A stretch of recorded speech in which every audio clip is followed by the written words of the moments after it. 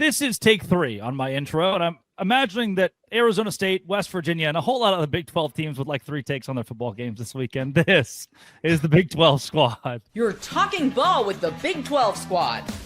From Oklahoma State to Utah, from Kansas State to BYU, from Houston to Texas Tech, it's the local experts of the Locked On Podcast Network bringing you scoops, breakdowns, and the most comprehensive preview of the upcoming Big 12 weekend. Buckle up, it's the Big 12 squad and we have a seat for you. No hurt feelings and thin skin allowed. Squad up, you're part of the Big 12 squad.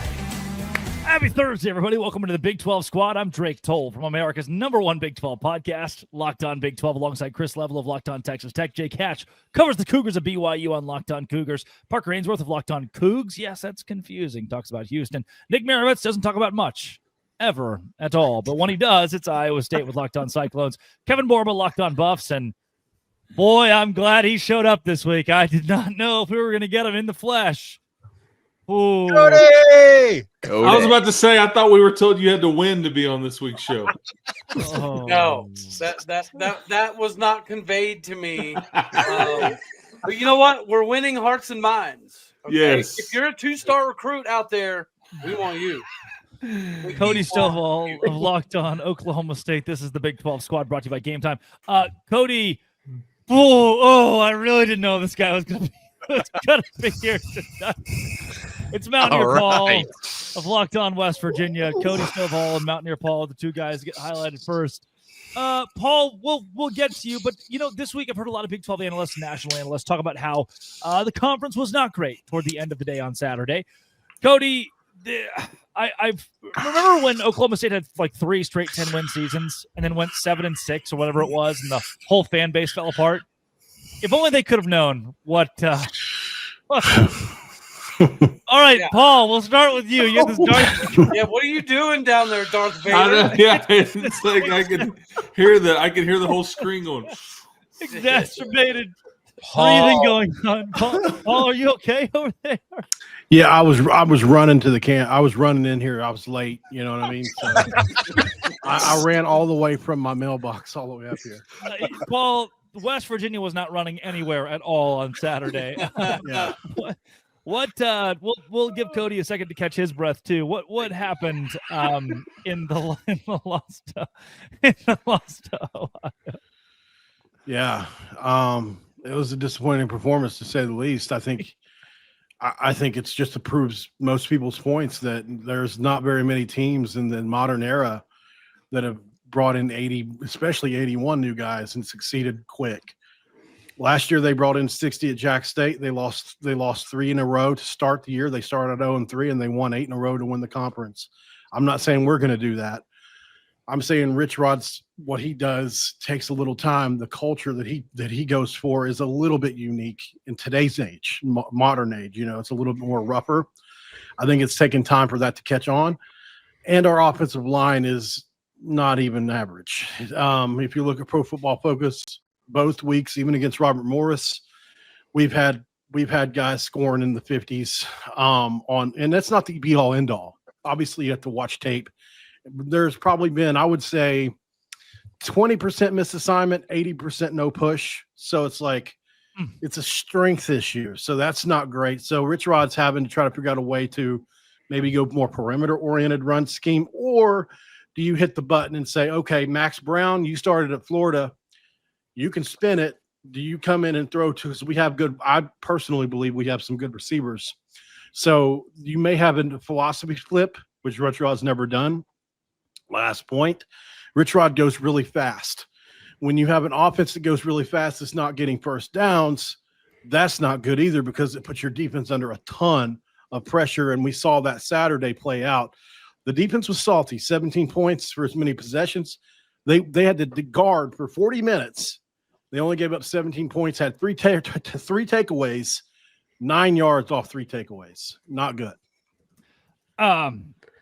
Cody, I think we're underestimating one aspect of this game, guys, and that was that it was the return of the MAC.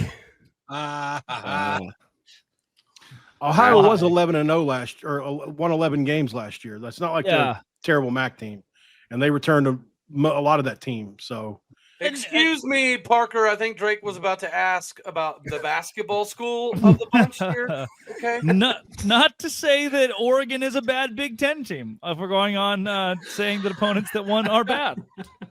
Cody, that was Paul just gave me, he waxed poetic about the ways that West Virginia could improve moving forward and things that didn't go too well. You guys were just complete dog. I mean, Yeah, no, and I appreciate you not trying to sugarcoat that. That is precisely the product that we put out on the football field, was just a big old pile of it.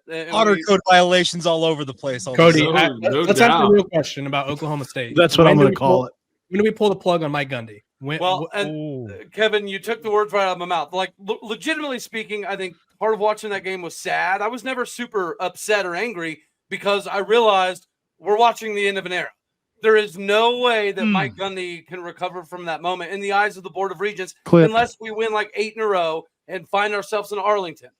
That's about the only chance Mike Gundy now has as remaining the Cowboys head coach. Right? You know, there's calls already happening. You know, we just cut down $15 million out of the buyout for this specific reason. Did we think that we were going to be this worthless? No, we did not. We upped our NIL. We upped a bunch of stuff. We got a new staff, and it was an absolute disaster. So everything that he's tried to prove that he still got it, it showed the other day that he doesn't. And I actually wanted Chris Level's opinion on this. You've been watching football for quite some time. You've been covering it professionally for quite some time. I've been going to games since 95 in Stillwater. I have never seen any team ever beat the ever living out of us like Oregon just did. And we played some number 1 ranked OU teams. We played some number 2 ranked Texas teams. We played some top 10 A&M squads and top 10 Colorado squads. I have never seen Oklahoma State get beat up and down the field. We got beat 58-0 against Tech in 2000. Texas Tech did it to us, and it still didn't look that bad. Am I higher than the drafts, Ficina, or am I on to something here? You have a hard time ever recovering from it. There's no reason that Oklahoma State should lose by that much. I don't care who it is. I don't care if you're playing the Packers. I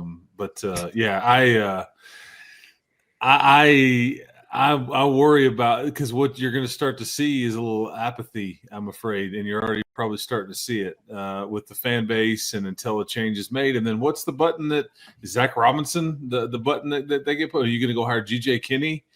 I'm just genuinely curious as to like what direction that they go and how much money do they owe Mike Gundy right now? Even though they cut it down, how much is he still owed? His buyout would be $15 million.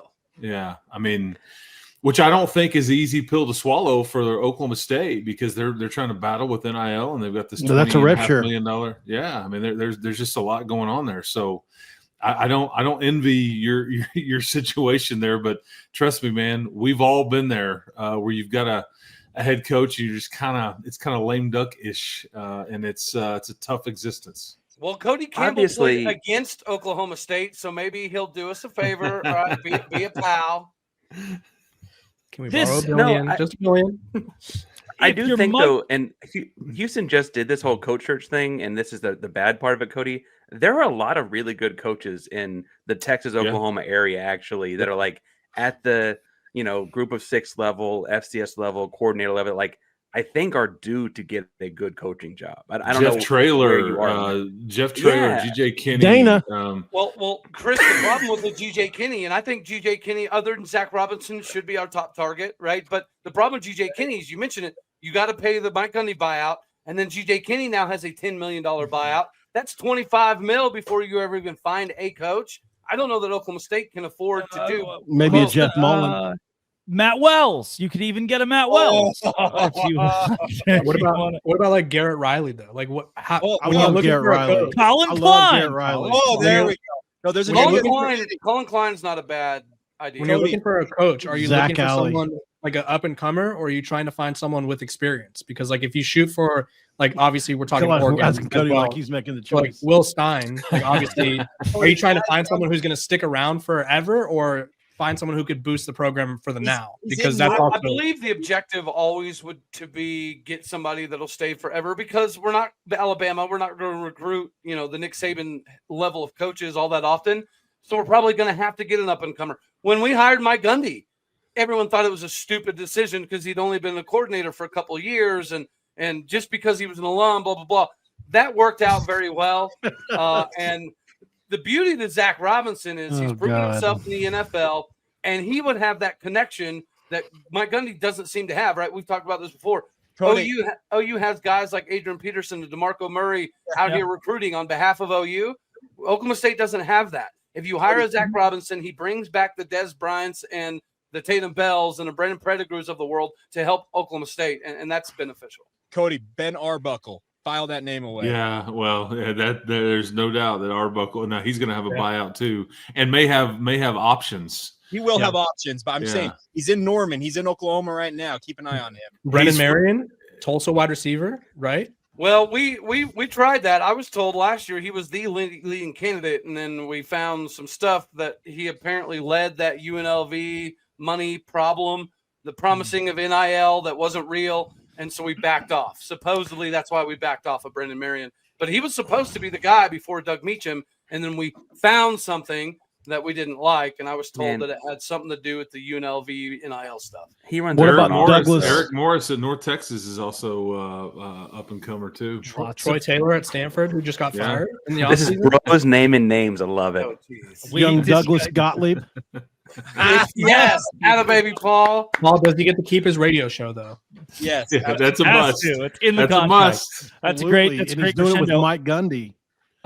Did you guys know that the AP poll is the single stupidest thing that's ever existed? Get a load of this one, Locked On Big 12 Squad. Today's show is brought to you by DoorDash. The reason it's brought to you by DoorDash is because I, as a human being, love it.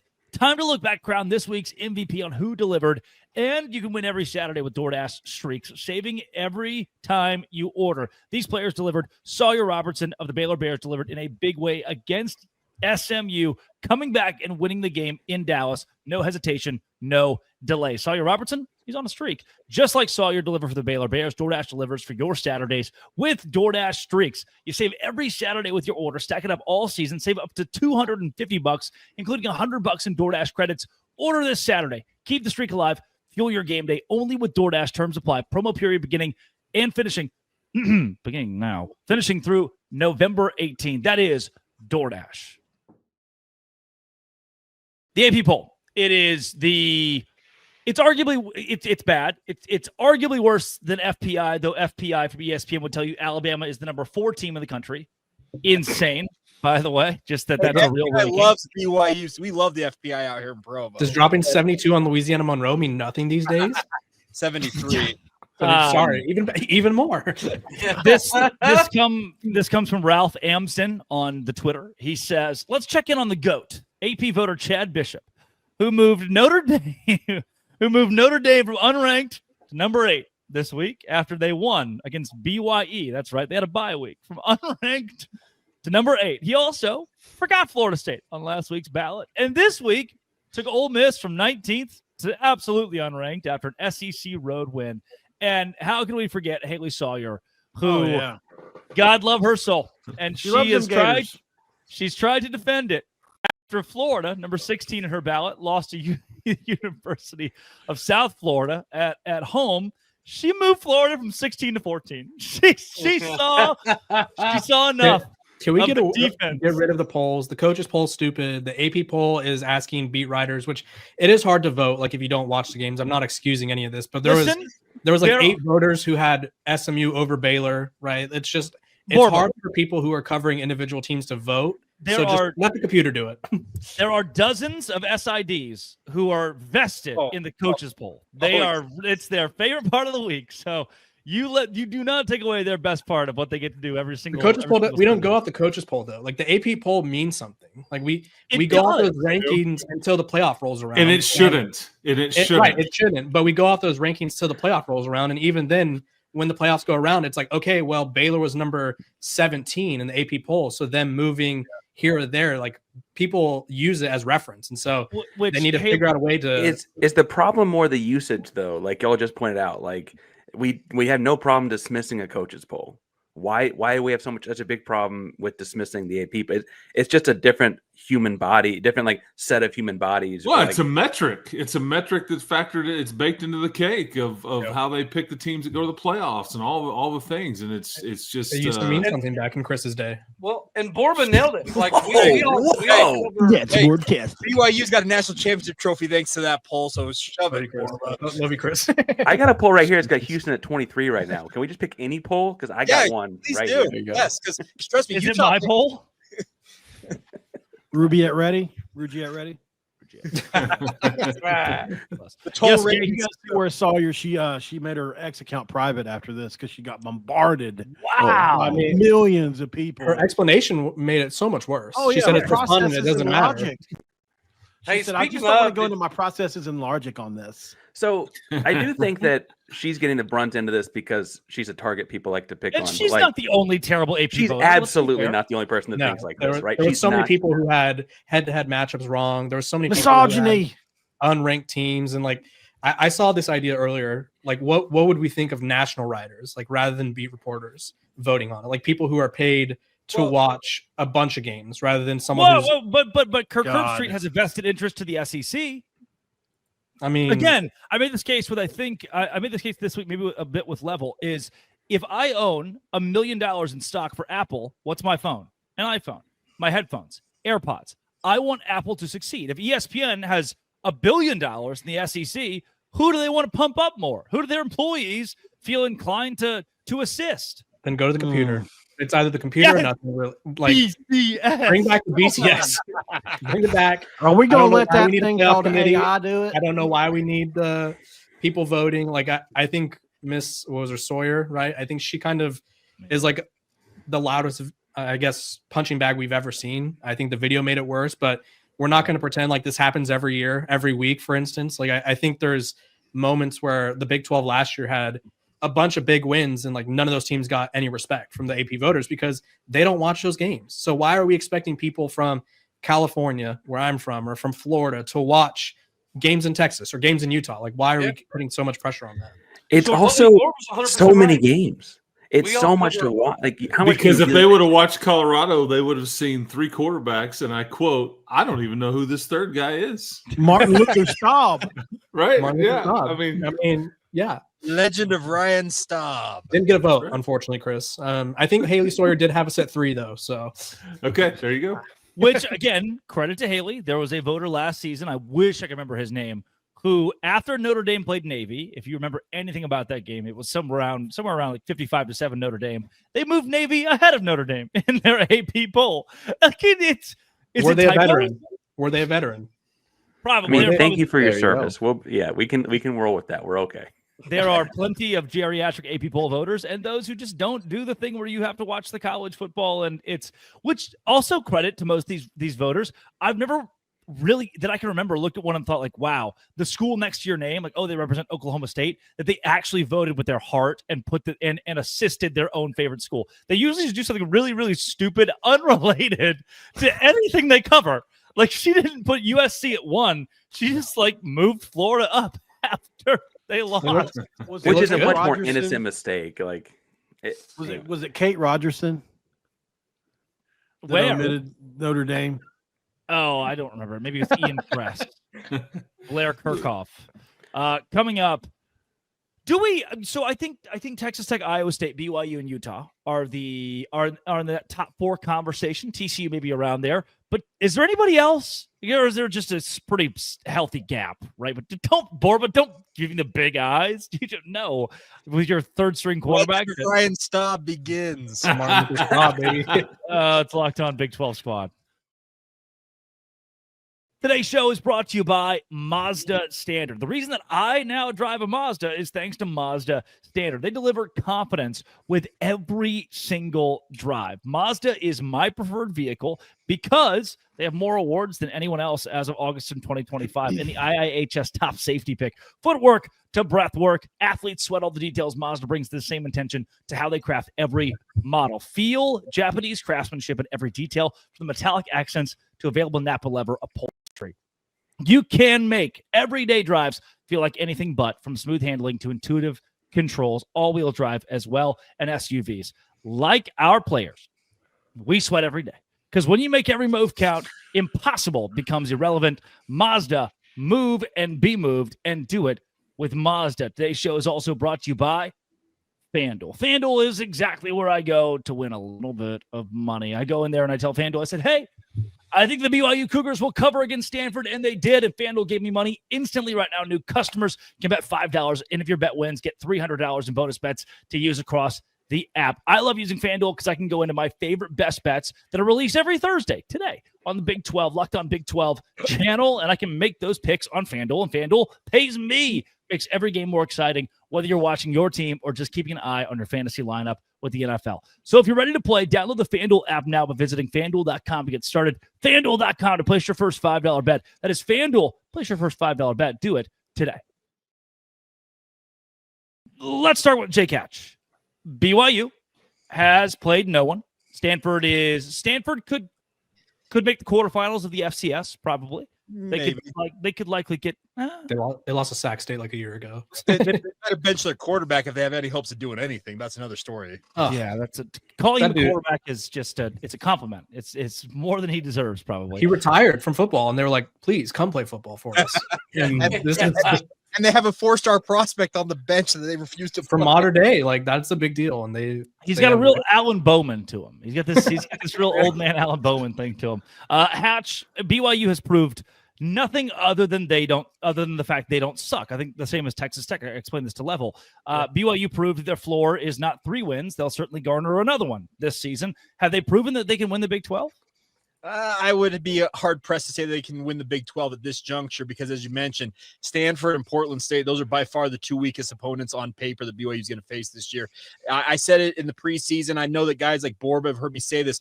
I've been thinking that East Carolina might be the toughest of BYU's first 6 games. I still believe that to be the case. 6? What? The first 6? Yeah, absolutely. Damn. Colorado must be the 7th game, right? It's not Utah that hates the Big 12. It's Jake Colorado must be the 7th game. I know that they don't play Connor Wigman this year, so they don't play Connor Wigman. No, I'm telling you, I really do think that East Carolina is going to be the first stiff test they're going to face, and it probably is the first of the 6 until they get to the Utah game. I really think that we do not know much about BYU at this juncture, enough to say that I think they're a Big 12 favorite. I would say that they absolutely will be in the mix if everything holds true, but we still need a lot more for them to show on the field. Wow. I did not know the Hauser kid from Michigan State is the quarterback at ECU until this very moment. So that's, I guess, boding well for them. Level, you and I did a crossover this week. Texas Tech in a very similar boat. Yeah, and I told you the same thing I'm going to say now. This is my man Nick's league until anybody does anything different right now. They've had 2 of the better wins that anybody else has had. We just don't know a lot. We've got a long way to go. I think Tech's collision course is going to be Utah in about a week and a half. If you win that game, you absolutely belong in the conversation. If you don't, then you don't belong in that conversation. The end. Pretty simple. But you've played a couple of JV teams to this point, and you've hammered them. Your starters have played into the second quarter in both of these games. I don't think Oregon State – I mean, the Oregon State head coach is dropping F-bombs on national TV.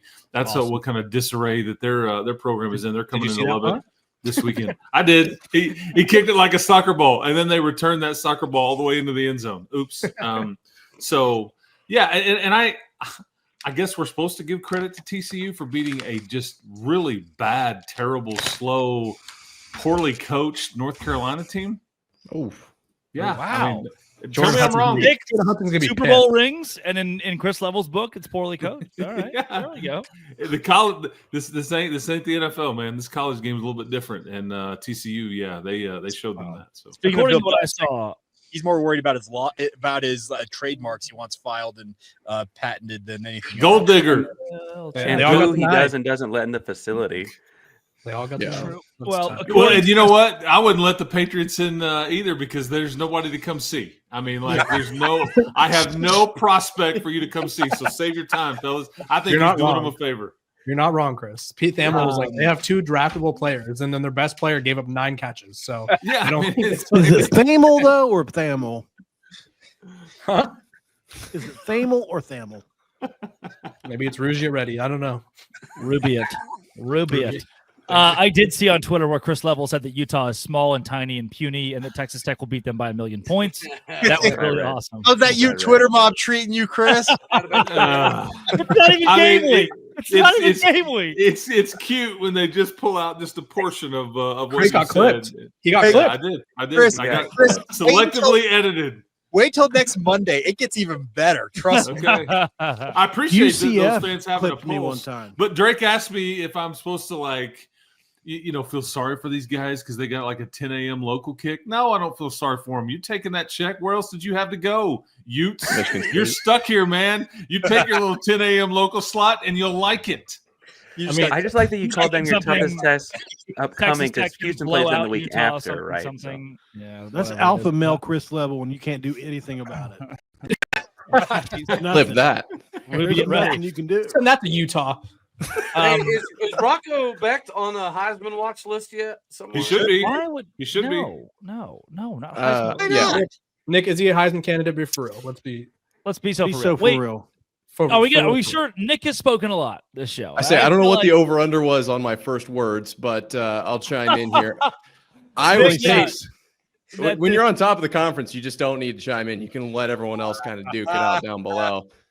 I don't know why Rocco wouldn't be. He doesn't have the numbers, but like from what we've seen on the field, he's doing what he has to do. He's getting it done. It's not going to be enough to get him a Heisman. He doesn't have the fancy, flashy numbers like he did last year, 2 1,100-yard wide receivers, but he's doing enough to win these games. And the Iowa State game it's neither quarterback from Iowa or Iowa State will ever win the Heisman because that game will always be 10-13. It literally always will. And that will always kill their numbers.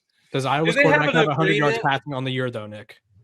Did you see the stat about Gronowski? He broke the record for the least passing yards through the first 2 weeks. 127 or something. Not what you want to be leading. Yeah. Same thing with them. I feel no sympathy for Iowa. It's a Cyclone State, baby. They choose this they choose it. I was going to say, as long as they have the regime they've got there in Des Moines, it ain't changing anytime. It's not changing. I'm sure Gronowski is a wonderful person and one of the greatest quarterbacks of all time. It's just he went to Iowa. Iowa happened to Mark Gronowski. It's nothing you can do about that. Nick, wonderful member of the community. But Iowa is the Big Ten's version of Utah. There you go. That's all you need to say. Oh, hey, did you say Des Moines? Aren't they in Iowa City? I don't remember. Are they in Des Moines? Yeah, that outfit in Des Moines. Yeah, I think it doesn't matter. Come get me, Hawkeye fans. The sentiment was there. There's no passing touchdowns. That's all that matters. Nick Maravets, Iowa. Maravets goes into the teeth of the Wolves' den this weekend. Wolves, hell yeah, Jonesboro, Arkansas. Is the location. What a beautiful place to play a road game, huh? They have a fountain at Centennial Stadium, don't they? That's what happens when you're 14 in the AP poll. You get to go on the road. You get to go to Arkansas. That's what happens when your athletic director walks to a podium and goes, "I'm gonna shoot you guys straight. We have no money." that's where Sam Pittman's kind of like an Arkansas Ed Orgeron. He is, but different school, but adjacent. I can see how you have gotten to the yes. They play something close to that. I think Iowa State would also beat Arkansas if they were playing them on the road. But Arizona State told me to give hope in no one ever. I've learned that this week after the Mississippi State loss. That is Chris Level of Locked On Texas Tech. Jake Hatch talks the Cougars of BYU. Park Rainsworth of Locked On Cougs of Houston. Nick Maravets, the Cyclones. Kevin Mormon, Locked On Buffs. Cody Stovall, Oklahoma State. Mountaineer Paul of Locked On West Virginia. This has been, it always will be, Locked On. Thanks for making our shows your first listen every single day. The Dos Grande Squad.